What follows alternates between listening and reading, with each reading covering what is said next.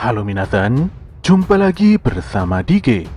Pada kesempatan ini, Dige akan membahas anime Jujutsu Kaisen musim kedua episode 21. Tak bosan-bosannya Dige menyarankan agar kalian bisa menonton anime ini secara langsung karena dijamin kalian pasti puas dan tentu saja memiliki pengalaman nonton tersendiri.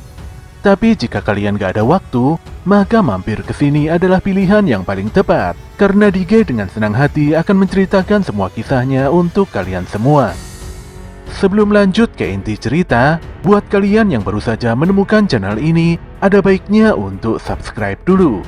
Jangan lupa juga untuk menyalakan notifikasinya, agar kami semakin semangat untuk menghadirkan konten-konten terbaik buat kalian. Oke, langsung saja. Persiapkan diri kalian and enjoy.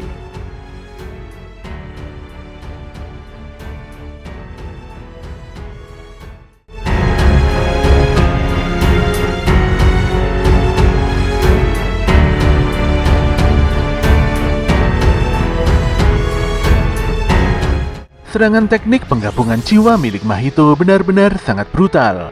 Bahkan serangan tersebut bisa membuat persimpangan jalan Shibuya terpapar jiwa-jiwa mati. Melihat Mahito yang hanya mengajak Itadori saja untuk berduel, tentu saja membuat Todo merasa diremehkan. Dia lantas menepukkan tangannya dan menukar posisi Mahito dengan Itadori. Ketika Mahito berpindah tempat, tanpa pikir panjang si Todo langsung mengunci tubuhnya. Dan bersamaan dengan itu, Itadori langsung melesatkan tendangan kuatnya pada kepala Mahito. Sayangnya tendangannya meleset karena Mahito secara refleks memotong kepalanya sendiri. Tubuh bagian bawah Mahito lantas menumbuhkan mata siput dan menyerang Itadori beserta Todo dengan tentakel-tentakel tajamnya. Sementara itu kepalanya terus menggelinding dan berlarian sambil tertawa-tawa menumbuhkan tangan dan kaki. Sedetik kemudian Mahito pun berhenti. Dia lantas melakukan penggabungan sejumlah jiwa dengan respon perlawanan yang lemah, dan setelah itu mengubahnya menjadi sosok isomer roh polimorfik atau Kikon Iseitai. Sosok Kikon Iseitai yang baru saja bertransformasi ini langsung berlari dan menyerang Todo. Todo sendiri nampak santai karena tingkat kekuatan manusia yang diubah tidaklah seberapa. Lelaki kekar ini pun berencana menghabisi Kikon Iseitai dengan segera, supaya bisa kembali fokus menghadapi Mahito. Namun dugaannya salah besar. Ternyata Kikon Iseitai memiliki power yang bisa menghempaskan Todo hingga menembus gedung tinggi. Todo pun langsung serius dan meninju wajah Kikon Iseitai hingga membuat aspal di bawahnya retak parah. Disinilah Todo cukup kaget, karena walau Kikon Iseitai sangat kuat, namun nyatanya roh kutukan ini tewas seketika hanya dengan sekali pukulan saja. Setelah menganalisa kekuatan makhluk itu, Todo pun harus berhadapan kembali dengan dua sosok Kikon Iseitai lainnya. Sementara itu Mahito kembali menyatukan tubuhnya. Dia lantas mengeluarkan beberapa jiwa simpanannya untuk menghabisi Itadori. Walaupun bisa menghempaskan si Itadori, namun Mahito cukup kesal karena Todo datang kembali. Roh kutukan tingkat khusus ini nampaknya mulai mengakui kekuatan Todo. Dia pun mulai berpikir, apakah harus melakukan perluasan domain untuk menghadapi Itadori dan Todo. Jika hal itu benar-benar dilakukan, Mahito cukup khawatir kalau nantinya Sukuna di dalam tubuh Itadori akan menghabisinya. Namun dia tidak ada pilihan lain, apalagi sebelumnya Gojo Satoru telah mengajarkannya teknik penggunaan Ryoiki Tenkai dalam waktu 0,2 detik. Setelah Mahito mengaktifkan perluasan domain yang bertajuk perwujudan kesempurnaan diri, Todo lantas mengaktifkan domain sederhana yang pernah diajarkan Sukumo Yuki untuk melindungi dirinya sendiri. Sementara itu Itadori telah bergerak lebih cepat untuk menyerang si Mahito sebelum teknik Mui Tenpen atau perubahan dalam diamnya aktif. Namun Mahito selangkah lebih cepat dalam melancarkan tekniknya daripada Itadori, dan memastikan akan membunuh Itadori sebelum Sukuna bertukar tubuh sepenuhnya dengan pemuda tersebut. Mahito lantas mengunci tangan kiri Todo. Sadar kalau tangannya tidak beres, Todo pun langsung memotong tangan kirinya sendiri. Potongan tangan itu pun meledak dan melepaskan banyak benda-benda tajam yang langsung menyerang Todo. Mahito lantas memukul Itadori, dan setelahnya mendekati Todo guna melancarkan pukulan kilat hitam yang mematikan. Untungnya Todo telah memusatkan energi kutukan di perutnya, guna menahan serangan kilat hitam Mahito. Pun demikian, serangan Mahito membuat Todo muntah darah dan nampak terengah-engah. Kondisi juga semakin tidak menguntungkan. Apalagi tangan kirinya terpotong hingga membuatnya tidak bisa menepukkan tangan. Fakta ini pun membuat Mahito tersenyum, dan dia benar-benar yakin kali ini bisa menghabisi Aoi Todo. Namun Todo malah menepukkan tangannya sendiri dengan tangan Mahito, di mana saat itu juga Todo langsung bertukar tempat dengan Itadori. Tanpa basa-basi, Itadori langsung melesatkan tinju kilat hitamnya di wajah Mahito, yang tentu saja membuat Mahito langsung terjungkal parah. Todo pun hanya bisa tersenyum, walau tangannya nampak melepuh parah setelah bersentuhan dengan tangan Mahito. Dia lantas pingsan di tempat, setelah memandangi Itadori yang masih terus berjuang melawan Mahito. Itadori pun berterima kasih pada Todo, dan berjanji untuk menuntaskan perjuangannya. Mahito sendiri sangat kesal karena di saat-saat krusial begini malah terkena kilat hitam. Dia juga mengutuk Todo karena selalu membuatnya marah hingga detik terakhir. Dia pun mengeluarkan teknik perubahan dalam diam dan menggunakannya pada dirinya sendiri. Tubuhnya pun meledak dan setelahnya berubah menjadi monster berotot, yaitu raga roh instan dari pembunuhan terdistorsi atau Hensetsu Soku Reitai. Keduanya pun kembali bertarung dan saling menyerang satu sama lain. Itadori pun cukup kaget menyadari tubuh Mahito sangat keras, dan bahkan lebih keras dari sisik darah milik Joso. Pemuda ini pun terpaksa mundur setelah menerima serangan Mahito yang membuat lengan kirinya berdarah. Mahito lantas mengejar Itadori, dan keduanya kembali melancarkan berbagai serangan jarak dekat dengan pergerakan yang sangat cepat. Dalam satu momen, Mahito nampak menyombongkan kekuatan fisiknya dengan membiarkan Itadori melepaskan banyak pukulan di tubuhnya. Dia bahkan menjengkeram Itadori dan menabrakkannya ke tanah hingga menembus selokan bawah tanah. Itadori nampak berpikir sejenak tentang bagaimana caranya untuk mengalahkan Mahito. Dia pun meyakini bahwa teknik kilat hitam dengan energi kutukan terbesar adalah satu-satunya cara untuk membereskan Mahito. Tanpa diduga, Mahito nampak muntah darah. Ternyata kilat hitam Itadori telah memberikan damage yang cukup fatal setelah Mahito menggunakan perluasan domainnya. Mahito nampak menghentakkan kakinya hingga membuat ombak besar yang menabrak tubuh Itadori. Dia pun langsung menyerang walau Itadori telah menyiapkan teknik kilat hitamnya. Keduanya pun saling beradu tinju kilat hitam. Namun tinju Itadori masih terus menerjang, walau Mahito melepaskan sebagian cangkang yang menyelimuti tubuhnya. Mahito pun kembali menyerang, namun dia sangat terkejut menyadari efek pukulan Itadori yang terlambat. Itadori pun terus menyiapkan kilat hitam sambil menyelimuti kepalan tangannya dengan energi kutukan. Namun di tengah-tengah pertarungan tersebut, tanpa disangka Todo kembali bangkit dan menepukkan tangannya yang nampak terluka parah. Namun tepukan tersebut tidak membuat Itadori ataupun Todo berpindah tempat dan malah mengaburkan serangan Mahito. Todo pun mengungkapkan bahwa teknik bagi wakinya telah tiada setelah kehilangan salah satu tangannya. Tanpa menyia-nyiakan waktu, Itadori pun mendekati Mahito dan melesatkan tinju kilat hitam berkekuatan supernya pada roh kutukan tersebut. Mahito pun menjerit sangat keras dan muntah-muntah darah. Kilat hitam membuatnya terjungkal dengan begitu parah, dan bahkan wujud Hensetsu Soku Reitai-nya pun juga ikut menghilang. Mahito pun sangat terperanjat ketika menyadari bahwa dia sudah tidak memiliki cadangan manusia transfigurasi lagi di dalam tubuhnya. Disinilah Itadori mengakui kalau dirinya memang sama seperti Mahito. Walau sebelumnya tidak memahami maksud Mahito, namun saat ini Itadori begitu yakin untuk membunuh Mahito. Jika pada suatu hari nanti Mahito terlahir lagi sebagai kutukan baru, Itadori tidak segan untuk membantainya.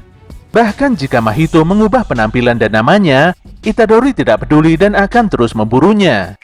Saat ini dan seterusnya, Itadori hanya ingin membunuh kutukan tanpa terkecuali karena itu adalah perannya di dalam medan pertempuran ini. Pernyataan tegas Itadori ini jelas saja membuat Mahito gemetar hebat dan sangat ketakutan.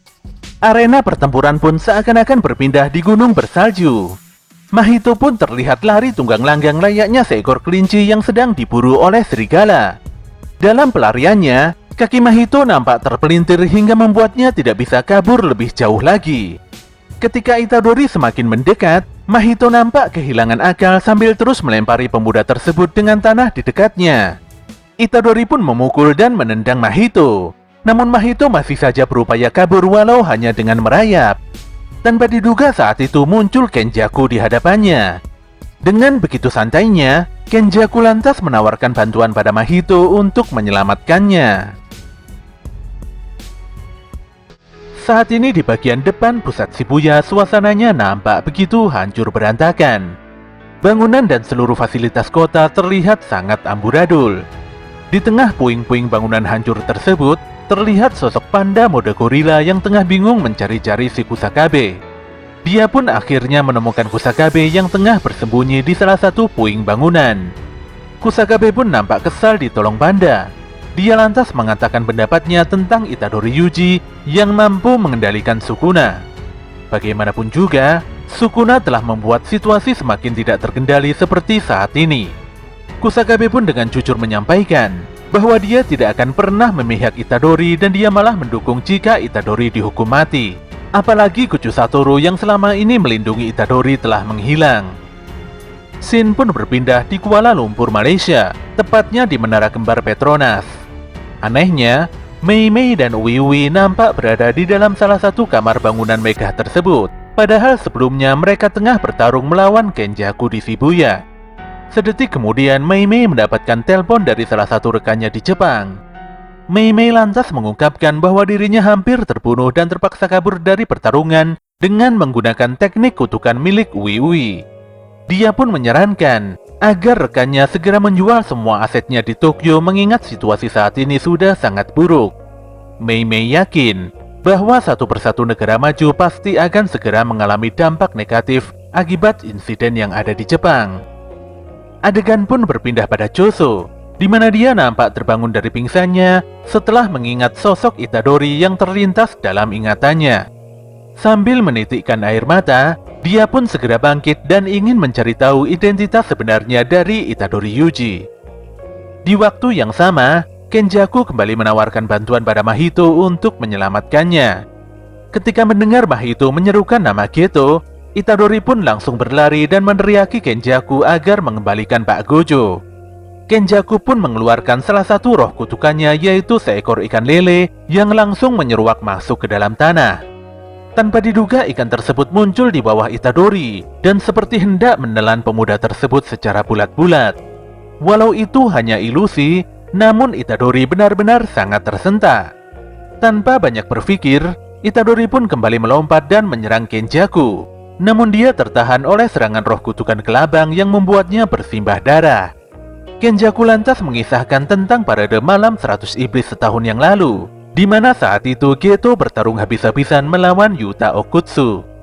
Namun Itadori tidak peduli dan tetap memaksa Kenjaku untuk melepaskan Gojo Satoru. Tanpa diduga Mahito menyerang Kenjaku dari belakang. Walau serangan tersebut bisa dihindari Kenjaku dengan mudah. Roh kutukan tingkat khusus ini sebenarnya telah mengetahui rencana Kenjaku. Namun tanpa banyak bicara, Kenjaku lantas menyucikan Mahito dan mengubahnya menjadi sebuah bola kutukan. Di depan Itadori, Kenjaku membahas tentang Gokunoban atau teknik tertinggi dalam dunia Jujutsu, di mana teknik tersebut berbeda dengan teknik perluasan domain dan merupakan dasar dari berbagai teknik yang ada. Gokunoban milik Geto atau Kenjaku ini adalah Uzumaki, di mana teknik tersebut bisa menyatukan seluruh roh menjadi satu, serta membentuknya jadi energi kutukan super padat untuk menyerang.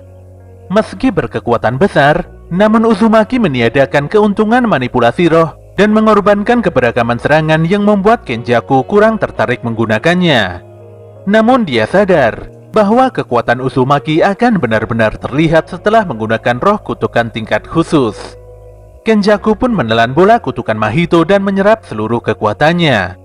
Tanpa diduga Nishimiya Momo sudah berada di atas Kenjaku, dan dia memberikan sinyal pada rekan-rekannya untuk segera menyerang. Tanpa banyak berpikir, Norito Shikamo pun melesatkan ratusan anak panahnya pada Kenjaku.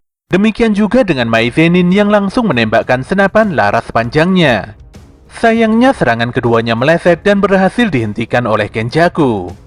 Dengan sangat serius, Miwa yang sudah berada di belakang Kenjaku berusaha mengeluarkan pedangnya untuk menyelesaikan pertarungan. Namun dia sangat tersentak ketika menyadari bahwa Kenjaku sangatlah kuat dan mampu menahan tebasan katananya. Lebih parahnya lagi, Kenjaku bisa menghancurkan pedang Miwa hanya bermodalkan tangan kosong. Miwa pun sangat syok dan tidak bisa menggerakkan tubuhnya ketika Kenjaku melepaskan Gokunoban atau teknik tertingginya yaitu Uzumaki. Untungnya teknik mengerikan tersebut bisa dipatahkan dengan cepat oleh Kusakabe sebelum menyentuh Miwa.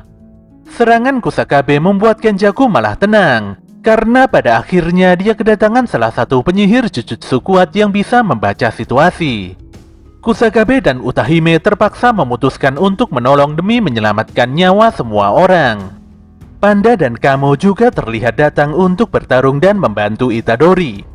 Tanpa diduga, Choso juga muncul walau dengan muka yang sangat kesal. Choso memiliki 3 orang tua, yaitu ibunya, roh kutukan yang membuat ibunya hamil, serta satu sosok yang mencampurkan darah Choso di antara keduanya. Ternyata sosok tersebut adalah Kenjaku di masa lalu yang bernama Noritoshi Kamo, dan tentu saja Choso sangat amat membencinya. Semua orang pun kaget sekaligus bingung, apalagi saat ini Noritoshi Kamo juga ada di TKP. Utahime pun menjelaskan bahwa Noritoshi Kamo adalah aib klan Kamo, dan dia adalah penyihir Jujutsu paling buruk dalam sejarah. Jika apa yang dikatakan Choso benar adanya, maka bisa dipastikan bahwa makhluk yang mengendalikan tubuh Kido Suguru sudah berumur lebih dari 150 tahun. Sementara itu Kusakabe nampak tertekan. Dia pun meyakini bahwa Kenjaku memiliki teknik penghalang dan senjata kutukan yang di luar nalar. Kenjaku lantas mengakui bahwa Noritoshi Kamo adalah salah satu dari sekian banyak namanya. Dia tidak peduli mau dipanggil dengan sebutan apa saja.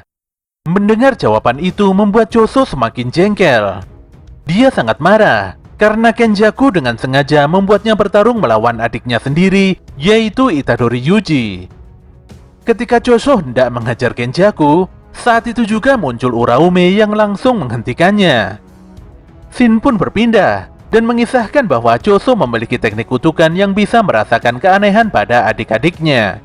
Tidak peduli sejauh apapun jaraknya, Choso bisa merasakan semua hal selama makhluk tersebut memiliki hubungan darah dengannya. Ketika Nobara dan Itadori menghabisi kedua adiknya, Choso pun langsung menyadarinya.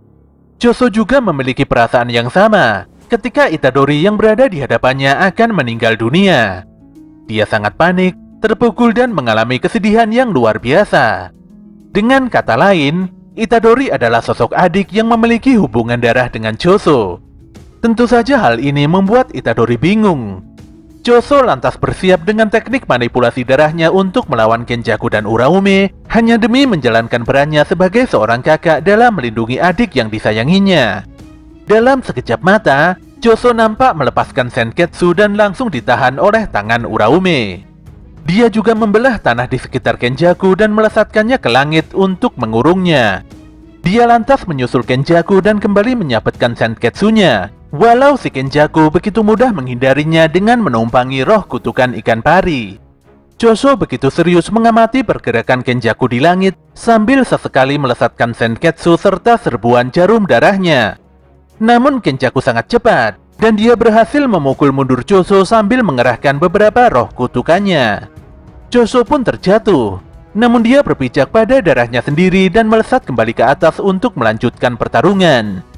Namun Kenjaku sangat lincah, dan bahkan serangan jarak dekat tidak mampu melumpuhkannya. Semua serangan Choso berhasil dimentahkan Kenjaku dengan mudah.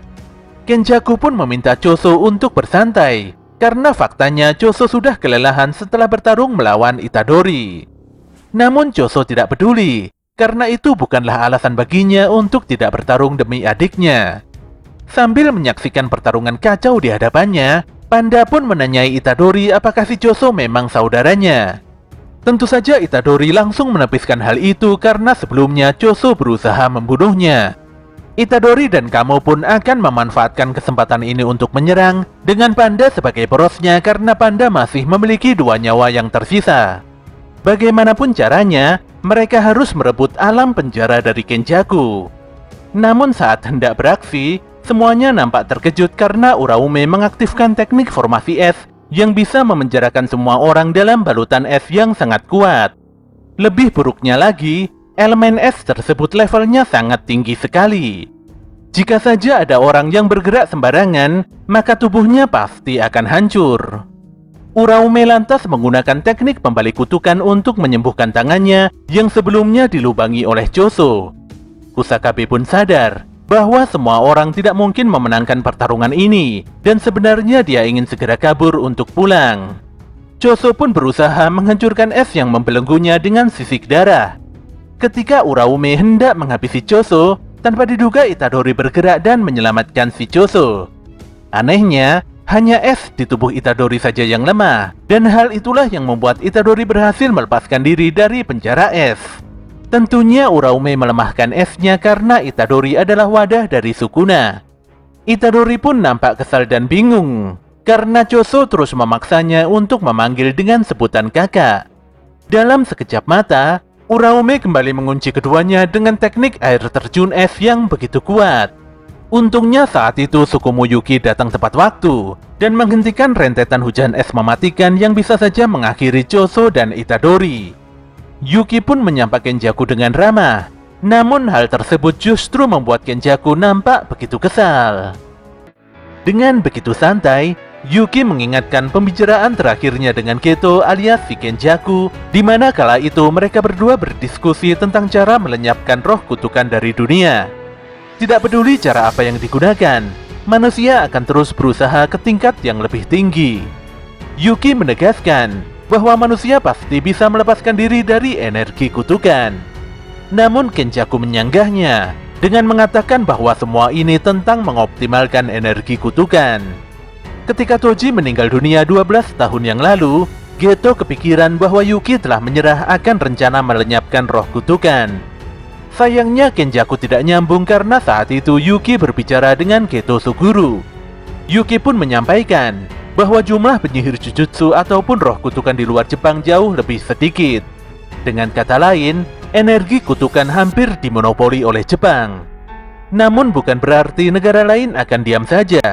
Jika manusia benar-benar menjadi sumber energi kutukan, maka tidak bisa dibayangkan bencana buruk yang akan terjadi. Tentu saja hal itu bukanlah dunia ideal yang diharapkan oleh Yuki. Kenjaku pun menanggapi hal tersebut dengan tertawa ringan. Bagaimanapun juga, sejak awal tujuan Kenjaku dan Yuki sangat berbeda. Yang diinginkan Kenjaku bukanlah dunia tanpa roh kutukan ataupun dunia yang damai. Non-penyihir, penyihir ataupun roh kutukan, semua itu hanyalah kemungkinan saja.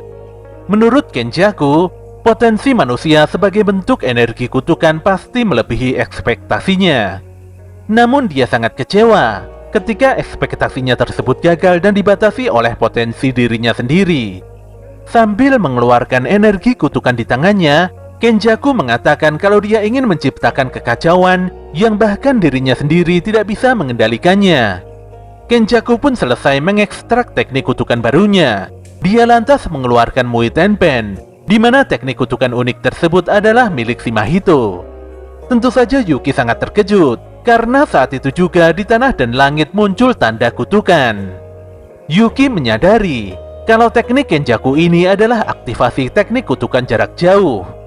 Sedetik kemudian, Kenjaku berterima kasih pada Itadori karena Mahito bisa berkembang sangat pesat saat bertarung melawan pemuda tersebut. Kenjaku pun menggunakan Mui Tenpen untuk menandai beberapa manusia non-penyihir Jujutsu dari jarak jauh, yang salah satunya adalah Sumiki atau kakak tiri Fushiguro. Shin pun memperlihatkan sosok Sumiki yang masih koma, namun di keningnya muncul tanda kutukan milik Kenjaku. Saat itulah secara perlahan Sumiki mulai membuka mata dan sadar dari komanya. Kenjaku baru saja melepaskan segel objek terkutuk agar membuat para non-jujutsu yang dipilihnya lebih memahami akan energi kutukan. Parahnya, Kenjaku akan memaksa mereka semua untuk saling membunuh satu sama lain. Dengan kata lain, Kenjaku telah melepaskan 1000 Itadori Yuji dengan jiwa yang jahat. Yuki pun meremehkan rencana Kenjaku yang menurutnya tidak masuk akal. Namun Kenjaku langsung menyanggahnya dengan argumentasi berbeda. Fakta ini pun membuat Yuki benar-benar kesal dan ingin segera menghajar si Kenjaku. Tanpa diduga penjara es Uraume menghilang dan membuat Itadori dan yang lainnya bebas. Uraume nampak kelelahan padahal dia menggunakan teknik pembalik kutukan untuk memulihkan kondisi tubuhnya. Ternyata di dalam es Uraume mengandung teknik tusukan darah Choso yang sangat beracun. Kini semua orang kecuali Kusakabe nampak berusaha memulihkan diri masing-masing agar bisa bertarung kembali. Kenjaku pun melanjutkan bahwa objek terkutuk yang dipilihnya adalah sisa-sisa dari penyihir Jujutsu yang dikontraknya sejak ribuan tahun yang lalu. Namun kontrak tersebut sudah tidak berlaku sejak Kenjaku mendapatkan tubuh Geto Suguru. Dengan serius, Kenjaku memastikan bahwa inilah dunia masa depan yang diinginkannya. Dia lantas melepaskan ribuan roh kutukan besar serta berpamitan pada Itadori sambil menunjukkan kotak alam penjara yang menyegel Gojo Satoru. Jelas saja Itadori histeris dan berusaha menyelamatkan gurunya. Kenjaku sangat menantikan perkembangan Itadori. Dia juga mengatakan pada Sukuna kalau era keemasan sihir seperti era Heian akan segera kembali. Shin pun berpindah di Tokyo, di mana siaran TV menyebutkan tentang munculnya fenomena aneh beberapa hari yang lalu. Media pun berhasil merekam fenomena itu di lapangan dan menyiarkan videonya pada khalayak ramai. Di dalam video tersebut, diperlihatkan terjadinya pemadaman listrik skala besar dengan alasan yang tidak jelas. Selain itu, pihak-pihak terkait juga sangat sulit dihubungi. Namun sayangnya, hingga saat ini pemerintah masih belum memberikan pernyataan apapun. Pemerintah pun mengkonfirmasi bahwa ada salah satu distrik yang sudah hancur. Bahkan kepala sekretaris kabinet dan seluruh deputi perdana menteri tidak diketahui kondisinya. Pemerintah lantas berencana untuk mengevakuasi 5 juta penduduk di distrik itu. Namun mereka juga sangat kebingungan tentang bagaimana caranya menjelaskan masalah ini pada masyarakat.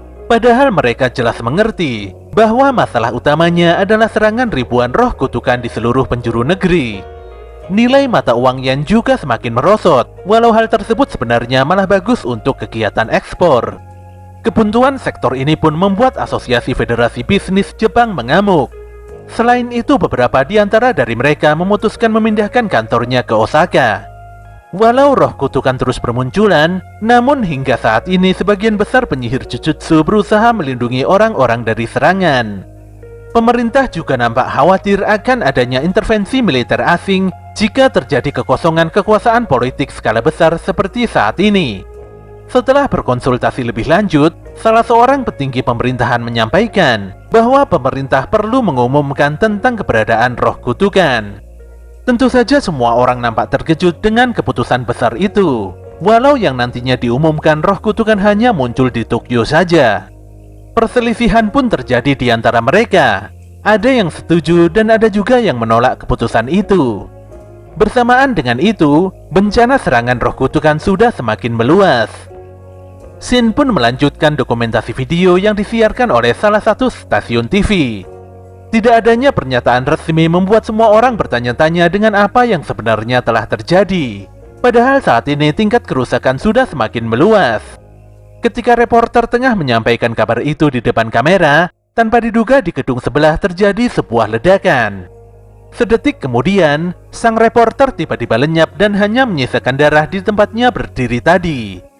Hal ini pun membuat sang kameramen sangat ketakutan. Dia pun akhirnya tewas setelah diserang oleh roh kutukan.